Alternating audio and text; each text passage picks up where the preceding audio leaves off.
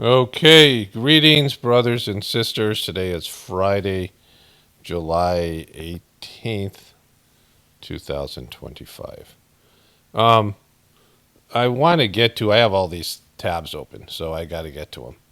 And, some of them start expiring, some of them are Instago videos and things. So hopefully going to blow through all those. I don't really want to focus all on the Trump thing. I didn't want to focus on it all, but there's breaking news with Trump.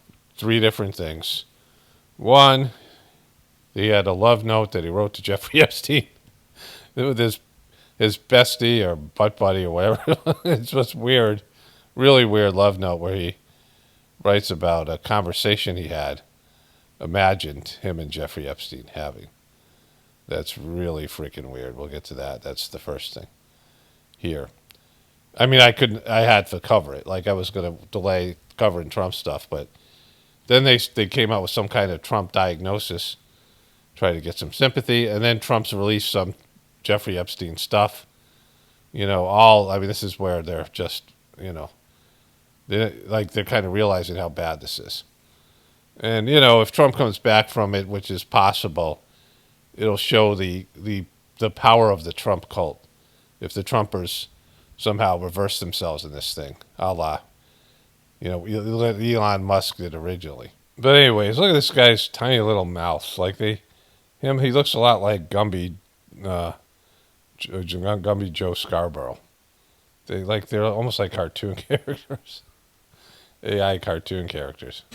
Good evening from New York. I'm Chris Hayes. The Wall Street Journal just published an explosive story about Donald Trump and the late child sex trafficker Jeffrey Epstein. Now, we have known they were friends for years, hence the photo you're looking at. We have exhaustively documented on this very program their long relationship. Look at them dance like this. Including the footage you are seeing of the 2 men dancing and leering at women at Mar-a-Lago.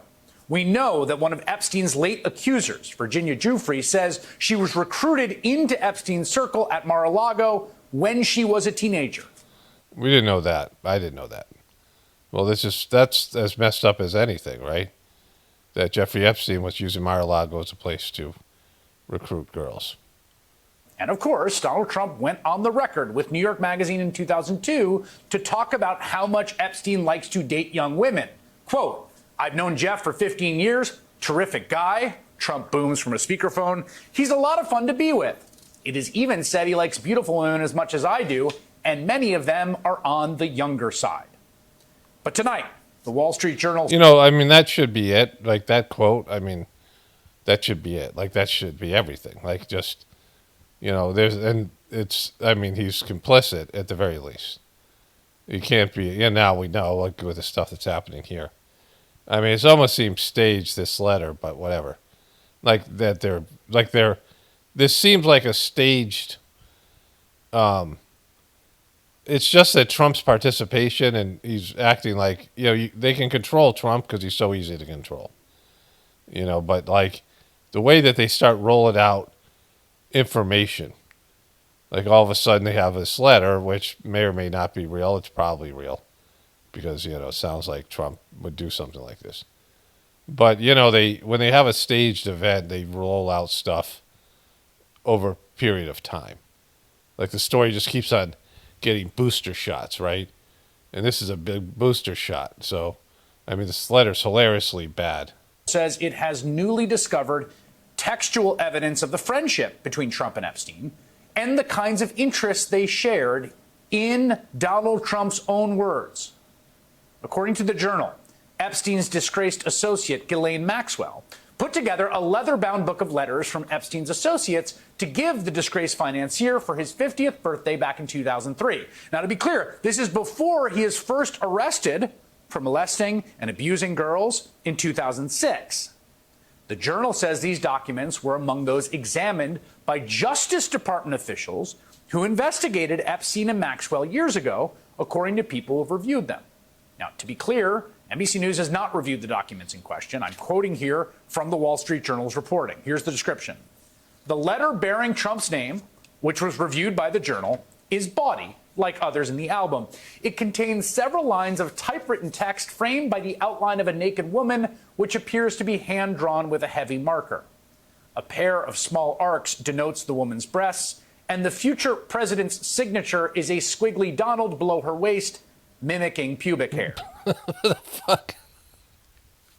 Like, who would make something like that? Like, if this is true, then Donald Trump is a weird fuck. Like, only weird fucks would do something like that, right? You know, and these are sexual addiction guys, right? And of course Trump, you know, he's slept with porn stars and he's cheated on all his wives and he got the beauty contest and he said stuff about grabbed by the pussy, right? So that's like somebody who's got like a sexual addiction in a bad way. Probably he had prostitutes. That one woman said that he was putting her up in an apartment at Playmate. And all these women who accused him of stuff, that he has an issue, right? He had some kind of an issue with, just the porn star thing alone, right? Just fucking gross. Like, that's, if you're sleeping with a porn star, you're like saying, I don't care about sexually transmitted diseases or prostitutes. And so Trump and Jeffrey Epstein shared something. And he said, it said that he likes beautiful women as much as I do. So he's saying that maybe Jeffrey Epstein likes beautiful women as much as he does. So that's his thing, right? That's his vice. Because Trump says he doesn't drink, he doesn't, there's that one guy said he uses Adderall, but, whatever, in terms of drugs and things. But Trump he doesn't drink alcohol like Joe Biden, and Joe Biden has his ice cream and his, snoozling, sniffing, groping stuff that he did. But this is his thing, right? This is his thing, like this is Epstein's thing. They share a thing. And so that he would make it into, and again, weird letter, and I don't know why they would come up with this as a false letter, because, if this is a book that Ghislaine Maxwell puts together to give to Jeffrey Epstein with all these like seedy notes to him, and it's a weird shit, right? These are grown ass men. That Trump's in his 50s, right? It's like he's old. He's in his late 50s or 60s when this thing was written. Adding, quote, it isn't clear how the letter with Trump's signature was prepared. Inside the outline of the naked woman was a typewritten note styled as an imaginary conversation between Trump and Epstein, written in the third person. I'll read it to you here. Voiceover. There must be more to life than having everything, the note began. Donald. Yes, there is, but I won't tell you what it is. Jeffrey. Nor will I, since I also know what it is. Donald. We have certain things in common, Jeffrey. Jeffrey. Yes, we do, come to think of it. Donald. Enigmas never age. Have you noticed that? Jeffrey, as a matter of fact, it was clear to me the last time I saw you. Trump, a pal is a wonderful thing. Happy birthday, and may every day be another wonderful secret. Holy shit, right? That's weird as fuck. If that's actually true, which I have no reason to believe it's not. Like, what kind of weird butt buddy fucking... A pal is a wonderful thing. What the fuck are you talking about, right? Like, what a weird thing. What kind of, weird... these people with orgies and things like that, there's a... that it almost seems like a flirtatious kind of weird fucking shit, right? Weird. Like, fucking weird. And, this ain't getting better for Trump, because... they're burning the guy right now. Like, that's a thing to fucking, like, what the fuck? Like, people hearing that shit. Now, again, you can never underestimate the stupidity of the dumb fuck Trumpers. But, I got a thing to show you that my wife sent me. The dumb fuck Trumpers who are just, the cult of Trump. But holy shit. Like, the guy is just... this Epstein thing is like an anchor dragging him to the bottom of the fucking ocean. And once he loses his base, which he's already kind of lost them, the Republicans don't fear him anymore, because it's his popularity and the viciousness of his base that takes on any rhino Republicans. But he loses his base that the Republicans don't have to kowtow to him anymore, and I know most of them hate him. And so, like, Trump will be just sitting there, a lonely fucking turd sitting there. They're already pushing back against some of the legislation or some of the Doge cuts. So the Republicans are refusing to vote for shit. You know, that big bill, beautiful bill will, you know, I mean, well, I don't know what they'll do with that shit, but whatever happens in the terrorists and all these things, that Trump will start having pushback. And, you know, and like all of these things. So, and let's see what else they have going on here. The paper also notes, quote, in an interview with the Journal on Tuesday evening, Trump denied writing the letter or drawing the picture. This is not me. This is a fake thing. It's a fake Wall Street Journal story, he said. I never wrote a picture in my life. I don't draw pictures of women, he said. It's not my language. It's not my words. He told the Journal he was preparing to file a lawsuit if it published an article. I never wrote a picture in my whole life. He never wrote a picture in his whole life. I'm going to sue the Wall Street Journal just like I sued... I don't draw pictures of women. It's not my language. It's not my words. You know, it's bad. Like, because in the vacuum of his relationship with Jeffrey Epstein, which they were besties, and you have people coming out like this guy I showed you in my last video that said him and, you know, they brought an underage girl who was underage for the casino. She was 19. And she was like the number 3 tennis player in the world. Him and Epstein brought her to the, you know, to the casino, whatever, in New Jersey, Trump, you know, whatever Trump's casino's named, in Atlantic City. And it almost cost him his license and, you know, issues with the casino. And so he, this guy tells a story, and you have these stories out there that him, like, and the guy said, Jeffrey Epstein's a bad influence on you. And so, like, you know, that was in my last video. But at some point, you got to realize that, like, Trump was, there's people who are in Jeffrey Epstein's flight log or whatever they have, whatever evidence they have of association with Jeffrey Epstein. They were buddies. They were besties. They were, like, hanging out. And so, you know, that ties into Jeffrey Epstein in a way. I mean, Trump wished Ghislaine Maxwell well. Like, these were people who were part of Trump's inner circle. And Trump was, you know, fully aware of his proclivities and whatever falling out they had. It was, you know, not because Trump had a problem with Jeffrey Epstein's stuff before that. It was because of whatever was happening with Jeffrey Epstein being busted and the rest of it. Everyone else, he said. Now, to be clear, it is not known if these letters, this letter in particular and the collection in the bound book, are part of the Trump administration's recent review of Epstein documents. The Department of Justice didn't respond to the Wall Street Journal for comment. The FBI declined to comment.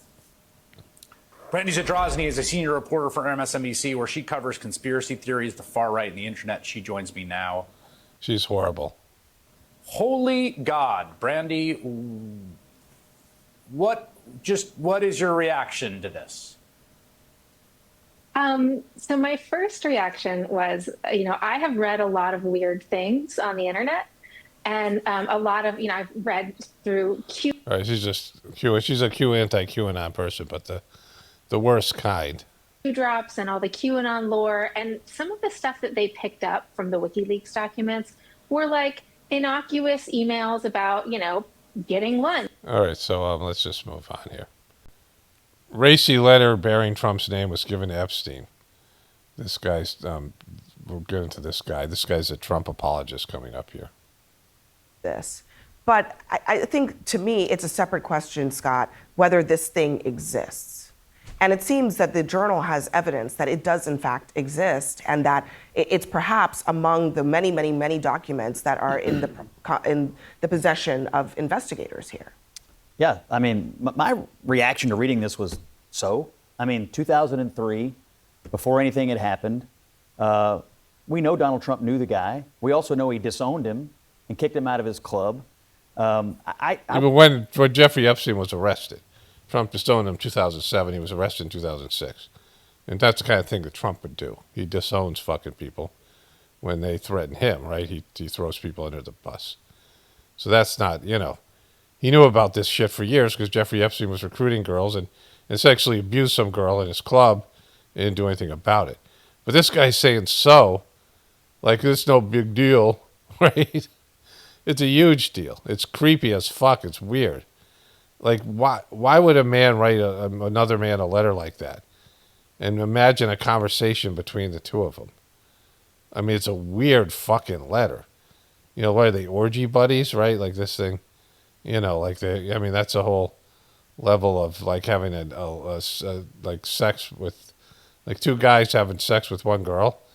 They're having sex with each other at the same time, right? Fucking ant on me. Yes, the ant was crawling on me. So they're having sex with each other, right? Just weird shit. Was waiting all day long for this rumoring of a bombshell. Looks like kind of a dud to me. And look, the president says it's not. I don't know, but either way, this gives me like Kavanaugh yearbook vibes.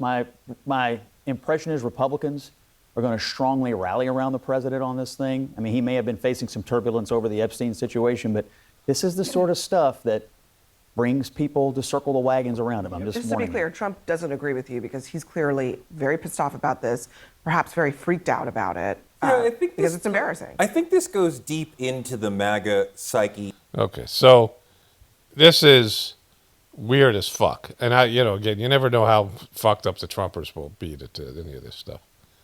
But on top of that, let's go to the health thing here. Look at this dude's eyes, right? So before we get to the health thing, I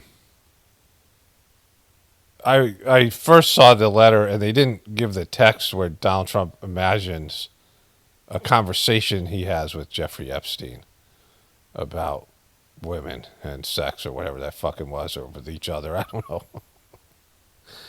I didn't even know that existed. Like, I just knew that the Donald Trump with his name being put where the pubic hair is, which is fucking weird, right? Like, that's, And that Ghislaine Maxwell would have a whole book of this stuff. Like, this is some kind of weird, just a weird obsession with, deviant sex and all the stuff that goes, human trafficking and things like this, right? Like Eyes Wide Shut kind of stuff. And so this one didn't have that. That was when I first heard about it. And I showed my wife the first part. And then the Chris Hayes thing came out. I was like, I wonder if this has anything more. And it had that weird fucking interaction. But then this one has this here. What emotions right now on right-wing political call-in shows? I feel really betrayed, and I feel really, really angry. We have a president who tells us to move on from Epstein because it doesn't matter. Are you crying, bro? Are you fucking crying, bro? Still talking about this seriously? And yet he still talks about the 2020 election fraud. He talks about the Hunter Biden laptop. He talks about all this stuff from 5-6 years ago, and he tells us to move on from the Epstein trial or the Epstein case.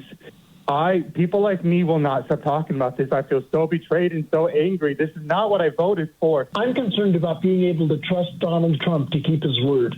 In his campaign, he said he was going to let us know all of the facts about this. And now he's saying, go away, don't pay attention to it. These Epstein files, we were told that there was going to be released. There was this client list that was going to be released. And the fact that it's suddenly gone away and he's trying to gaslight us is like a punch in the gut to MAGA. Hear that quiver in their voice, they feel betrayed. They're fucking crying, like, I mean, of course you feel betrayed because you fucked yourself with believing in something. He's been telling you the truth about himself since The Apprentice, and I'm sure before then. But Donald Trump became, a celebrity at The Apprentice, and he was this guy, right? He was gross, like fucking, he was narcissistic, he was all about himself. And he would use anybody. He doesn't have a dogma or belief system. He's not godly at all. He's the opposite. He's like a fucking demon. And he's got weird shit with women. And he screws other people over. And it's all about himself. So he doesn't have friends. His relationships all end in fucking shit fights. And, this is who he is. And of course, like fucking, he's doing this to you because he does it to everybody. He's disloyal, right? His first wife claimed that he raped her, like in her, in the divorce proceedings. and certainly he cheated on all of them. The grab him by the pussy stuff, all that kind of stuff. He said who he was, right? He's not hiding who he is. He's a fucking grifter and a scumbag and a fucking, doesn't have, it's all smoke and mirrors. He's good at selling himself to dumb fucks. Like, that's what he's good. And you got dumb fucked. And now you're you're crying. Like, this is, it's overwhelming. Like, just, you believed him. You believed Donald Trump. Like, that's the punishment fit the crime, right? Okay, so I almost forgot to put this in because I X'd out of it. Because the video was supposedly about him unsealing the grand jury. But it started with the Wall Street Journal, went to other things, so I didn't realize that I was Xing out a video that I wanted to cover.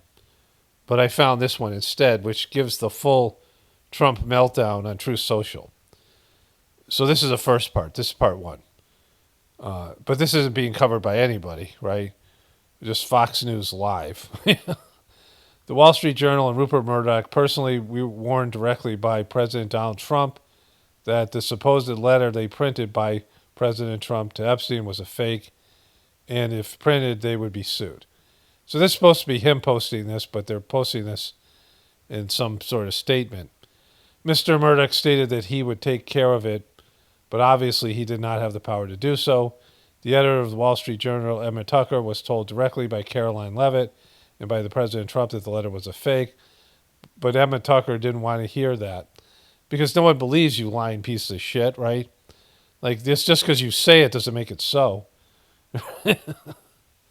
The letter was a fake, but Emma Tucker didn't want to hear that. Instead, they were going with a false, malicious, and defamatory story anyway.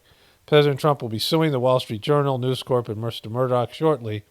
The press has learned to be truthful. The press has to learn to be truthful and not rely on sources that probably don't exist. What do you mean that don't even exist? President Trump has already beaten George Stephanopoulos, ABC, 60 Minutes, CBS, and others, and looks forward to suing and holding accountable the once great Wall Street Journal. It has truly turned out into be a disgusting, filthy rag, and writing defamatory lies like this shows that desperation to remain relevant. If there were any truth at all to the Epstein hoax as it pertains to President Trump, this information would have been revealed by Comey, Brennan, Crooked Hillary, and other radical left lunatics years ago. It certainly would not have sat in the file waiting for Trump to have won 3 elections. This is yet another example of fake news. They didn't have Epstein back then, right? Epstein didn't come back into everybody's sightline until Trump's presidency, and then it would have been Joe Biden. But let's see this part here. Donald J. Trump. Based on the ridiculous amount of publicity given to Jeffrey Epstein, I have asked Attorney General Pam Bondi to produce any and all pertinent grand jury testimony subject to court approval. This scam perpetuated by the Democrats should end right now. And so, again, like, he's releasing information. He's ordering Pam Bondi to do stuff that she should be independent from his bullshit. But he's not getting the fact that by telling all his followers that they're full of shit and they're wrong about this whole thing, he's fucked himself, because that's the problem. It's a problem that you pretended to ally with their concerns, as did many of your cabinet members, and then you came out and say you guys are full of shit and you're weaklings and you've been duped by Democrats, and make up a whole bunch of bullshit that nobody believes, that this was a Democrat-run operation to somehow embarrass you. So you're admitting that your name is in there or something's in there that you don't want people to see, and that they're pissed off that you're withholding something you promised, and it's their basically their number one concern, and they're on the internet fucking crying and burning Trump hats, and you're out there still telling them they're piece of shit dumbasses and angry at them like it's their fault that you broke your fucking promise. I mean, it's just like Trump is imploding, and I don't know if this is being done intentionally to him, but he can't fucking, he can't stop himself. This is bad for a couple reasons, because he's caving. he's realizing this thing is bad. He's being told you got to do something. Instead of doing it the way it needs to be done, he's saying, all right, let's release some of this stuff to show you how stupid you guys are. And I'm just going to keep on, pushing my narrative that there's a nothing here. You guys are stupid, and making it about himself, making it not about Epstein or about the elites getting away with stuff and all that shit, right? And so, this is a total disconnect between, and I don't know if he's getting advice. It's hard to tell with Trump because he doesn't listen to anybody, and he gets in his emotions, he gets butthurt. I don't think he's this good of an actor. And they're, I don't know how much they're pushing this because they just want to, they're, getting rid of the guy, or he's just imploding. I mean, there's no way to tell with Trump, right? Like, I know this isn't him orchestrating his own failure, his own breakup, but this is how things end with Trump all the time, where he makes it about himself, and he's like butthurt because, the people he's been scamming and lying to for so long finally realize he's full of shit, and he goes on the attack instead of being, doing a mea culpa thing and giving them throwing them a bone or something. He gets into his fuck you mode. All right, you want me? I'll release these things, and you guys see how fucking stupid you are, and how the Democrats are trying to use this to get to me, and you guys are siding with the Democrats. So fuck all you guys. Oh, you leave me alone, you fucking guys. All right, so here's the health thing. So in the beginning of this next clip I'm about to show you, I read the title of the previous video because I had forgot about this one, and this is the appropriate place to put it in. So when I say, that Trump is in complete panic, I'm talking about the previous title of the previous video. Okay, so the title of that video was Trump team is in sheer panic, which is a common thing you would hear from mainstream media, clickbait mainstream media. But I would say that there's a lot to that because Trump has now been diagnosed with chronic venous insufficiency, which is, remember when Joe Biden was getting railed by the book about his nightmare departure from politics for him and the Democrats and the media by Jake Tappers. All of a sudden, Joe Biden had cancer, right? He had stage 4 cancer, prostate cancer that was incurable and had been resistant to treatment. So he had it for quite some time, probably as much as 8 years. So some time between like 8 and 4 years, he had it throughout his presidency.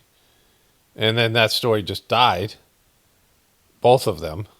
Oh, look at poor Joe Biden, his cancer, right? This, to come up with a disease when you're getting pummeled, which we'll get into in a second here, right? There was another Chris Hayes video about how he fired the Comey's daughter and, her ties to all these Epstein things and all that.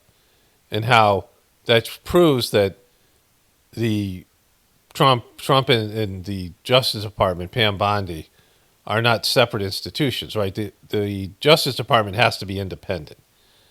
But if the president appoints the DOJ, which is Pam Bondi, and like he did with Bill Barr, who was, leaning towards Trump for some things, but also turned on him with the so-called laptop, Hunter Biden laptop from hell thing.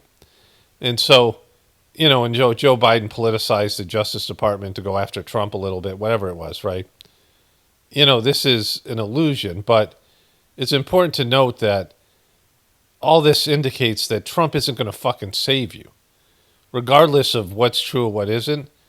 When the presidents erode constitutional safeguards against, checks and balances against becoming a monarch, becoming an oligarch, a monarchy, or whatever it is, right? These fascists, or whatever you want to call it, these types of totalitarian leadership, dictatorships, when they erode things, when he wants to get rid of posse comitatus and these other things, I don't know if that's going to happen now. I don't know what's going to happen. We'll see how it plays out. But Trump is great at getting rid of these rules and workarounds and having no reverence for the Constitution or the rights of the people. And it's clear that there's no distance between him and Pam Bondi. And so these guys were saying, it's kind of proof that Pam Bondi isn't doing this Epstein stuff. It's actually Trump. And I'm like, how would you not know that, right? I mean, of course, they have to do their bullshit journalistic, we have to have journalistic proof and whatever. It's clear that Pam Bondi and every one of his cabinet members are his puppets, and they do things, and Trump goes, I don't know, it's not my job. I don't know, that's up to Pam Bondi. Like, Trump wants plausible deniability at all these things that he's making happen. He's throwing them all under the bus. Remember Pam Bondi, when they had that cabinet meeting where they all kissed Trump's ass, and they're all saying how great they're doing, and how it's all because of Trump. And Pam Bondi said that she is defending every one of the people at the table from a lawsuit, right? Like fucking, they're being sued left and right for their bullshit things by, governmental agencies and other people, high-ranking people that have been fired, all this stuff that they're doing. And, it's clear that that's all the case, right? And Trump's big reason for all this is he can't follow the rules. He's got to bypass the rules that protect you and me from dictatorship. Democracy is a lie, and people suck.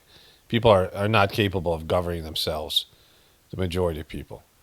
And you can see it, like they're just dumb fucks. I mean, like everybody has these, there's no good government when you have people that are degraded. Like you have to have saints. You have to have people at the highest level spiritually. They have to be evolved souls. Like your citizens have to be evolved. And then, there are people who, years and years ago, when I was working at my second treatment center, I'd worked at a treatment center with kids who were called sexually reactive. They were basically little sex offenders who had been sexually abused, and then they had acted out with other kids and things like this. And then I, went and got married and all this stuff, and I was made a preceptor, went to India after that job, and then I got my master's degree, and I came back to the Connecticut, Massachusetts area where I, grew up, and I got a job at a treatment center in Massachusetts with all these mass holes that I've talked about this, right? And there was a kid that came in there, and he had sexually offended his stepsister because he didn't want his dad to remarry. And this is when Eminem was like really just at the height of his popularity. And this guy had an Eminem haircut, dyed his hair like a sociopath. This kid was a real sociopath, and we had this conversation in which he was saying that the only reason people didn't murder other people was because that they didn't want to get caught. Like say, people don't murder because they have conscience, and they have compassion, and they have things that stop them from, even if they're really mad at somebody, they have things that stop them within themselves that, keep them from committing crimes and doing shit. And the kid could not understand. He was like, no, it's fucking total bullshit. Like he didn't believe this, right? I mean, this kid, he sexually abused some girl, so his father would break up with this woman. Like this is the level of manipulation and just, there's all this evidence that the kid was a sociopath, and we had one-on-one therapy sessions, right? And there was a time that we went out to the woods to do rock climbing with these fucking kids, right? And my boss was a mess. The place was a mess. And the guys who were running the rock climbing didn't get that these kids were fucking, evil and shit. Like they were not to be trusted. And this kid was mad at me.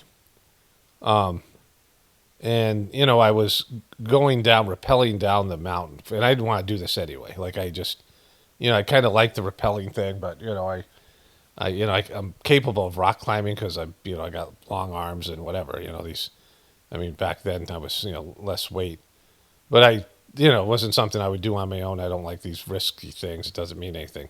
It was supposed to be a way of bonding. And it was just one of these things that you did because it made it look like your thing was somehow like a progressive agency, and they could sell this to people as a way like it's we're trying all these types of things. and I was coming down the mountain, and this kid was on my line, and he was holding the rope, and I couldn't really see because he's back to me. The guy, I mean, I don't know if the guy said, "Here, you hold it," or whatever, and the kid was pissed off at me for something because of, whatever thing that he wanted, and I mean, I was not. Well, I don't remember the specifics, but I didn't feel comfortable with the kid leaving, being as he hadn't really done any therapy because he was a sociopath, and he was stopping me, like from like it was, which was at least better than letting the line go altogether. But I had control over my line to some extent, and the person on the other end was supposed to be there just as a safety measure. If I was free falling, he was supposed to stop the line. But I was holding my own line anyway, the rope, and so I kept on being stopped and was jerking. It was an unpleasant experience. And I got down at the mountain and I lit into the guy who was running the thing, and the kid, I'm like, you don't put somebody's life in jeopardy like this, and and I pulled the guy aside. These kids are fucking sociopaths. You got to fucking, you can't. It's not like these kids are murderous and fucking, really bad shit, right? And I'm saying that because there are people out there who need rules and laws to stop them from committing crimes, like the threat of prison, the threat of, whatever it might be, some kind of Hatfield and McCoy, like there'll be, a hillbilly justice type of stuff, these types of things, keep them from doing things, right? There's people who need, outside pressure, outside threats, and whatever it is, to keep them from doing criminal behavior. But then there are people who just won't do it, like who are, above the law. They don't need the law because they won't do these things. So they have conscience and they have, higher developed stuff.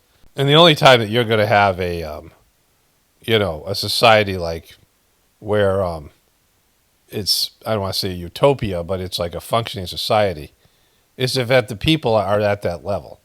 That you don't need heavy government, you don't need a strong government and a strong law enforcement. And there's pockets of people, there's countries where that's the case, where people are just good people, and they're all, they're selfless, and they care about their neighbors, and they don't think about doing crimes, and they don't need the 10 Commandments. Thou shalt not steal, thou shalt not covet thy neighbor's wife. Thou shalt not, whatever, murder, thou shalt not kill, these things, right?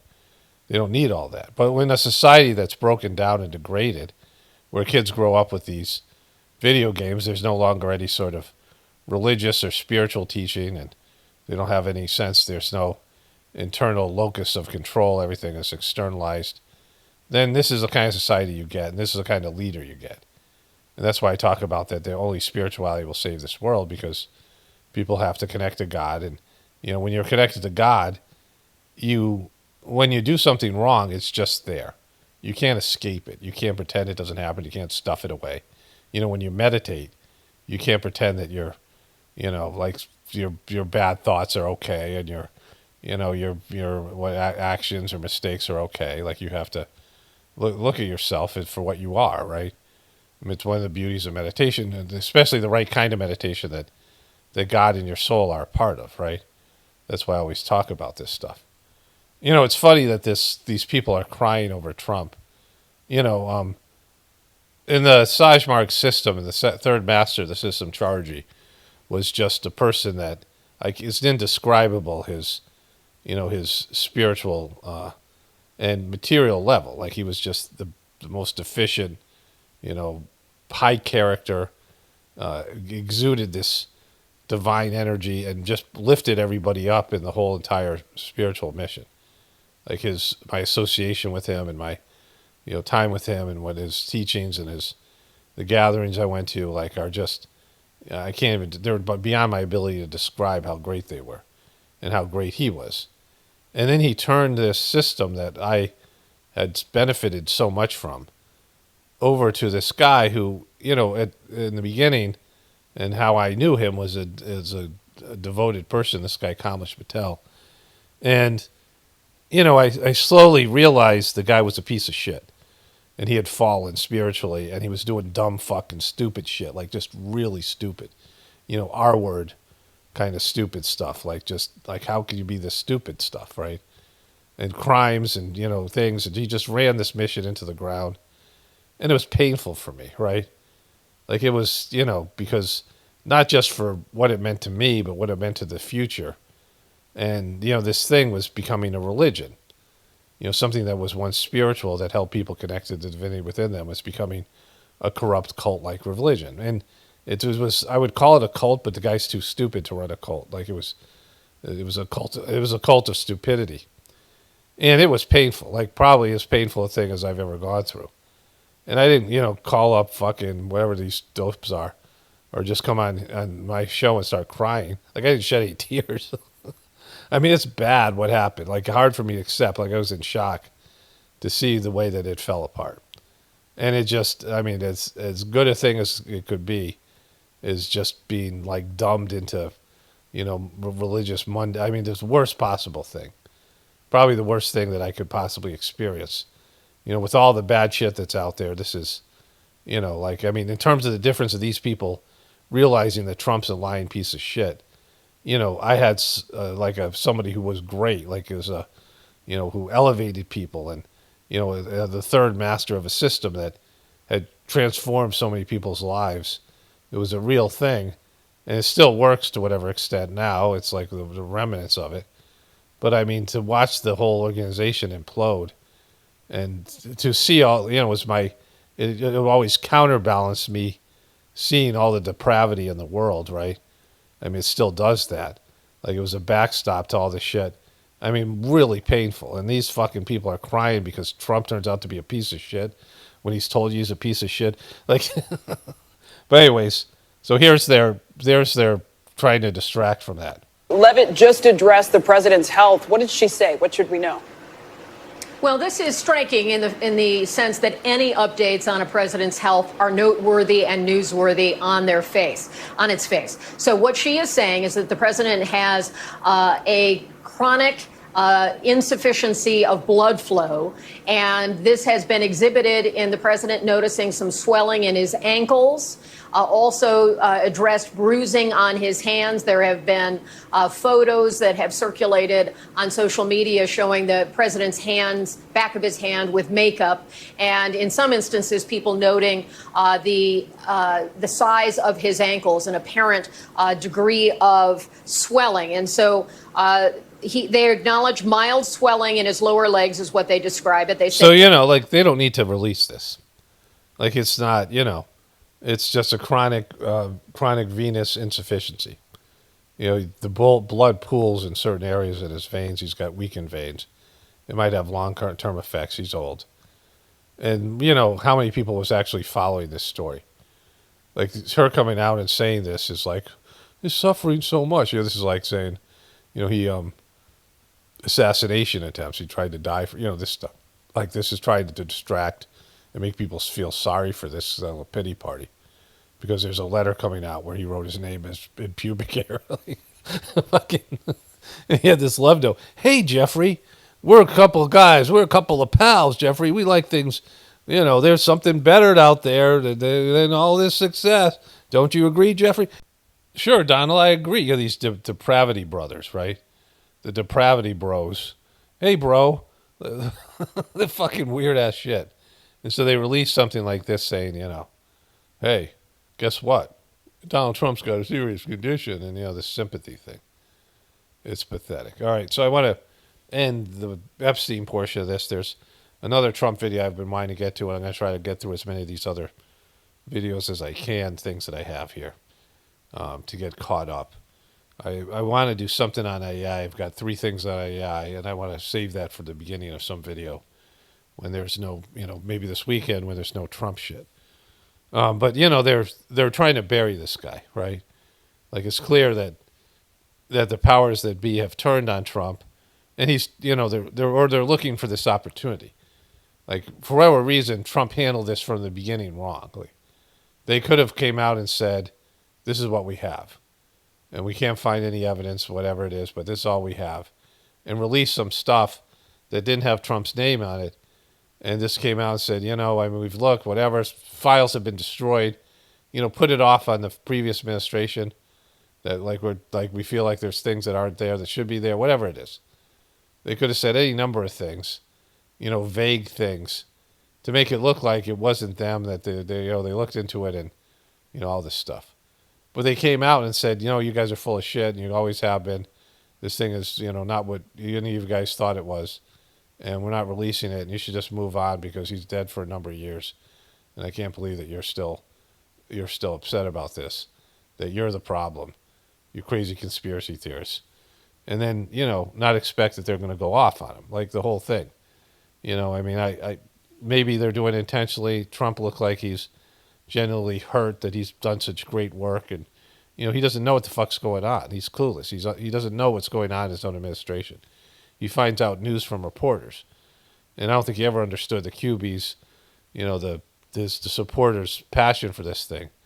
And deep down, him and Jeffrey Epstein were really good pals, butt buddies, perhaps, whatever. And so, now he has a chronic vein problem. Okay, so there's a vote that was delayed because of the Epstein thing. The House demanding that he releases the Republicans, whatever. And this is from like a week ago. They desperately need, because Putin really surprised a lot of people. He talks nice and then he bombs everybody in the evening. He surprised you, right? Like, this is what the liberal media has been saying forever. That these people have learned, Netanyahu, Kim Jong-il, or whatever his name, Kim Jong-ju. I don't know.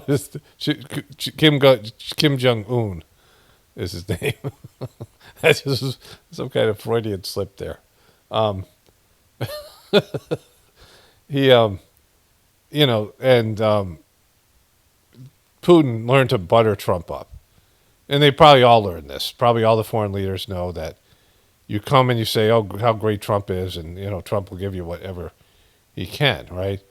But Trump is saying this like, all the other people are realizing that that Putin is, he says really nice words and he bombs everybody. Like let's go back to this. Which they desperately need, because Putin really surprised a lot of people. He talks nice and then he bombs everybody in the evening. So there's a little bit of a problem there, and I don't like it. He doesn't like it because he's bullshitting you. Like, the grifter gets grifted. Like, Trump's the easiest person to work, right?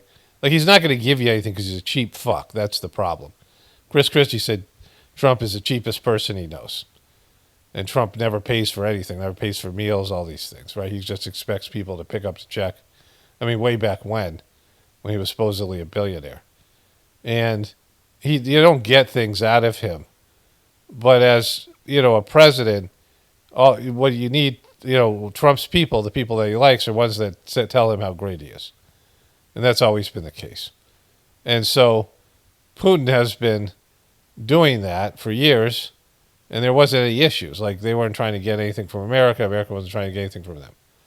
But now Putin has a plan in place to do what he's going to do at the Ukraine, and now they're going to put out some fucking bullshit sanctions, but he's hooked up with China. Like, China's delivering them the things that they need that they're not getting from the rest of the world, so it's bypassing the sanctions. And Russia's just going to go for it because he knows that Trump is weak as fuck, and now even more so. Trump is totally weak now, globally, because of the tariffs.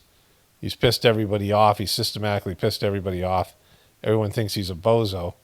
On top of having a guy who the world had to know Joe Biden was, had some kind of, they probably knew he had Parkinson's. Like, it's just common knowledge. So they see America as ripe for the picking. The last two leaders, just doddering old fools, and it's just America's just ready to be, harvested. And so they're all seeing that this is over. That's why Israel's pushing for what it's pushing for, and it's all the things that I said. Then he gets into Dan Bongino. That's why I had this up, but it was him saying this thing about Putin. He said he talks really nice, but then he does things I don't want him to do. Like, this is, this is how remedial this motherfucker is. He's such a dope. Like, it's not even about him. I always thought he was smarter than this.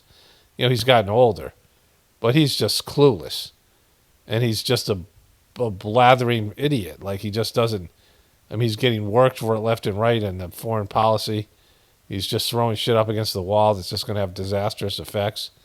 And now, thankfully he's being taken down for, at least for now. Because, he was pushing for martial law and all these other things. And he still might go for it. He might just say fuck you to his base. And the only thing will be, what are the Republican people going to do? Are they going to give Trump everything he wants still when his base leaves him? Like, what are they going to do? Are they expecting, the base is expecting him to, whatever, who knows what they're being told by the powers that be, but it seems like they want Trump to wreck this thing.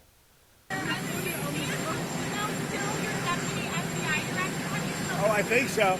I did. I spoke to him today. Dan Bongino, very good guy. I've known him a long time.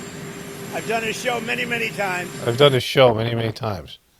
He has a show. This guy, he's put him in the FBI and he has a show. A fucking podcast. And he sounded terrific, actually. No, I think he's in good shape. That was like a week ago. Remember, that was all that bullshit stuff happened between them. This guy, people believe this guy. They believe this guy was fucking some kind of a fucking phenom and he was going to turn things around. Fucking ant. There's an ant stalking me. There's one. Let me show you this one thing on Twitter, and then I might get into some other stories here. I want to get away from Trump for a bit. And so this Project Constitution, my wife somehow came across this, uncovers bombshell evidence that Trump's attempted, this guy, Kyle, whatever his name is, uncovers bombshell evidence that Trump attempted assassination was staged. In a stunning act of bravery and YouTube wisdom, political philosopher Kyle Kalinske has released a smoking gun video that allegedly proves that Trump assassination attempt in Butler was staged because, wait for it, a staffer moved near the photographers after shots were fired. That's it. That's the whole theory. So this guy is, even with Trump fucking showing you he's a piece of shit, he's been running a WWE-style presidency for dumb fucks, right? It's like the kind of shit that appeals to dumb fucks. According to Kalinske, this clearly shows a photo of a bleeding Trump was staged because, obviously, when bullets are flying and people are dying, the first thing they're worried about is getting a good thumbnail. Forget the Secret Service diving on him. That was fake as fuck, right? Forget the blood. No, it was ketchup. I have a whole fucking playlist of how all this stuff is fake. Forget the dead fire chief. Forget the congressional hearings. Forget common sense. You think common sense would tell you that this thing isn't fake? Everything that Trump does is fake. The blood was dry by the time he got up. Trump lied about the blood being on his hands. Well, first of all, the shooter was walking around with a rangefinder in his hand. He walked into the venue with a rangefinder and then proceeded to climb up in a building where numerous people saw him. 8 minutes before the shooting, the counter-terrorism, the counter-snipers that were up on the wall looking directly at his rooftop saw him, saw that he had a gun, and chose not to shoot him. They chose not to shoot a guy who already was, in position to shoot at the President of the United States. Their whole job is to shoot someone like that. There was a total breakdown of communication. Cops were shot at before he shot at the president. And the guy pointed a gun at them. The thing was just ridiculous. They didn't properly clear a rooftop that was, within direct line of sight of the stage. And then Trump said that he looked down his hand and saw blood all over his hand because he grabbed his ear. And you see him do that, and there's no blood. They lay on him for like 30 seconds. He's buried under them. He gets up and says, "Let me put my shoes on." They let his face be seen without knowing if there's a second shooter in the crowd anywhere. The second shooter could be anywhere. And they let Trump walk off, pumping his fist, saying, "Fight, fight, fight. Let me put my shoes on." And then he stands up right before, the whole thing I've showed you. And then he goes on TV with a bandage and says a bunch of bullshit that doesn't happen, right? And his doctor said he went to the hospital, and the blood was all dry. There was nothing gushing out of his ear when he got up. There was no indication that he was cut anywhere. He couldn't really even find where he was cut. Joe Rogan asked him to point out where his scar was, and he says a little bit, right? So, like all of it, like the doctor said it was less than 2 centimeters. There was no cut at all. And then he wore a bandage during his fucking inauguration that was a maxi pad, and they rolled out this WWE shit, and it was all staged and fake and whatever. And these fucking morons, even after Trump's been outed with this weird butt buddy lady from between him and Jeffrey Epstein, I mean, how many guys write letters to their friends on their birthday? Like, if you're a guy and one of your friends has a birthday and you write him this kind of a fucking note, right? I mean, and this is like old school. This is, he's older than me, where men didn't do shit like that, right? So, like, I mean, maybe younger, whatever it is, younger generation, but certainly not this fucking weird, right? So, but the Butler shooting was fake. Congratulations, you qualified for a free helmet and juice box. You are the reason ladders come with warning labels. This guy, fucking Project Constitution. He's a Trumper, thinking Trump's going to save the country. So this is a hilarious story. What was once Ken Paxton's private life is now very much spilling out into the public after his wife announced their divorce to the world in a dramatic post on X that went viral in an instant. Now, Paxton is the Texas Attorney General, a Trump ally, and candidate for Senate. He's running in a Republican primary. His soon-to-be now ex-wife, Angela, is also a politician. She's a state senator in Texas. They have been a power couple for years. Now it is very much a power struggle over a lot of things. Ken Paxton paints the divorce that is pending now as the byproduct of our politics, chalking it up to the pressures of countless political attacks and public scrutiny. Angela Paxton hints at something different, explaining that she, quote, filed for divorce on biblical grounds. Biblical, which commandment did you break, Ken? Is it the adultery one? Come on, Ken. Is it the adultery one? And that following. But in light of recent discoveries, I do believe it honors God or loving myself and my children or Ken to remain in the marriage. I move forward with complete confidence that God is always working everything together for good of those who love him and who are called according to his purpose. Biblical grounds. This is hilarious. Quote, recent discoveries, she does not believe that her marriage honors God. Our reporters are back, and things are getting fucking weird out there. Biblical grounds. Kathy Griffin. You're getting it done, bro. Like, hard times for Kathy. One of my viewers sent me this. So, the Fantastic Four, this is the, I think, third attempt or fourth attempt. I think it's fourth attempt at a Fantastic Four film, or at least they had some Fantastic Four stuff in one of the TV series. But Marvel has tried to get the Fantastic Four going, and it had at least 2 other iterations as movies that were really bad movies. And they've made the Silver Surfer a female. It was right here, and Johnny thinks they had a moment. Okay. Johnny thinks they have a moment. So, the Silver Surfer, they've done this in a number of different, whatever it is. They've done this in a number of different movies. I mean, the Marvel stuff is god-awful now. Like, it went from whatever it was, a 4-star blockbuster kind of thing, 3.5-star, 4-star blockbuster films that were, you could sit through them, to where they're just plugged with, and they started putting in feminist stuff and woke stuff and, stuff to do with LGBTQ stuff. They started to, go all liberal on the agenda, and it was just so contrived, and so just the conversations and the dialogue, but basically taking superhero genre and sticking in these various woke, demographic stuff into the characters and feminism, and then just being preachy, and it just made the movies like fucking just laughable. But the Silver Surfer, the character, there's this character called Galactus that eats worlds, which is kind of an interesting, that has to devour worlds. And there was a technologically advanced civilization, I don't know the name of it, but there was they had a doomsday weapon they tried to use against Galactus, but didn't work.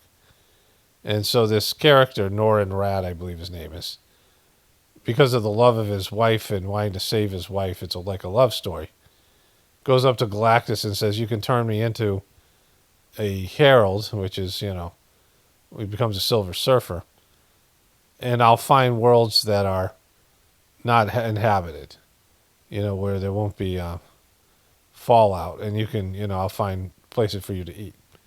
And so that's how the Silver Surfer is born, and then he comes and protects Earth, and Galactus binds him to Earth.